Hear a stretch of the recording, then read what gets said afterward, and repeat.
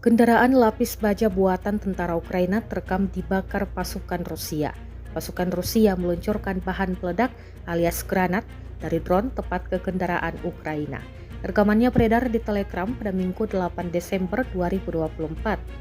Dalam keterangan unggahan disebutkan operator drone dari resimen senapan bermotor ke-429 Rusia menghentikan dan kemudian menghancurkan kereta lapis baja buatan musuh di arah Saporosi.